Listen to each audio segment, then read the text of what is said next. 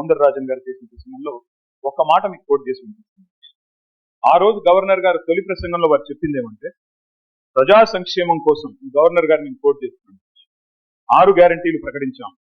బాధ్యతలు స్వీకరించిన వెంటనే ఇచ్చిన హామీలు చెప్పిన మాటకు కట్టుబడి హామీలకు చట్టబద్ధత కల్పించే ఫైలుపై ముఖ్యమంత్రి రేవంత్ రెడ్డి గారు తొలి సంతకం చేయడం ఈ ప్రభుత్వం సంకల్పానికి చిత్తశుద్ధికి నిదర్శనం. ఇది గవర్నర్ గారు ఆ రోజు 15 డిసెంబర్ 2023 నాడు పెట్టిన మాట.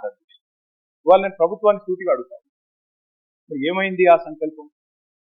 ఏమైంది ఆ సంతకం? ఎక్కడ పోయింది ఆ చిత్తశుద్ధి? సంతకం పెట్టిందని మీరే చెప్తారు ముఖ్యమంత్రి గారు, గవర్నర్ గారు చెప్పారు, ఏదో ఆషామాషి వ్యక్తి కూడా చెప్పలేదు.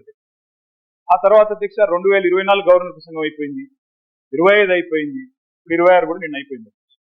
మరి ఇన్నేళ్ళైనా కూడా సీఎం గారు సంతకం చేసిన ఆ ఫైల్ ఎక్కడ పోయింది అధ్యక్ష? 28 నెలలుగా గడిచిన ఆ ఫైలు ఎక్కడ మాయమైంది?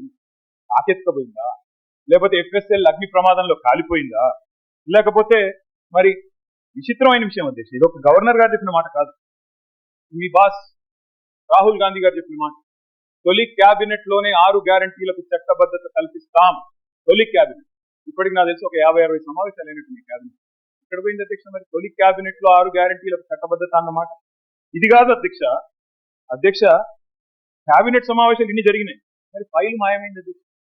ముఖ్యమంత్రి గారు మీకు సంతకం చేసిన ఫైల్ తొలి సంతకం, అది కూడా ఎక్కడో చాటుకు చేయలేదు అధ్యక్ష, బహిరంగంగా చేశారు, బహిరంగ వేదిక మీద చేశారు.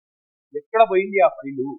ఇవాళ నేను ప్రభుత్వాన్ని డిమాండ్ చేస్తా ఉన్నా అధ్యక్ష, ఆ మాయమైన ఫైలు ఆచూకీ కోసం స్పెషల్ గా ఒక సిట్ ఏర్పాటు చేయాలని చెప్పి నేను డిమాండ్ చేస్తా ఉన్నా అధ్యక్ష. ఎందుకంటే మాట్లాడితే సిట్టు అధ్యక్ష, గవర్నర్ గారిని, అట్లాగే పవిత్ర సభని, అట్లాగే మొత్తం రాష్ట్ర ప్రజల్ని ఇవాళ మోసం చేసి గవర్నర్ గారి ప్రసంగానికి విలువ విశ్వసనీయత లేకుండా చేశారు అధ్యక్ష.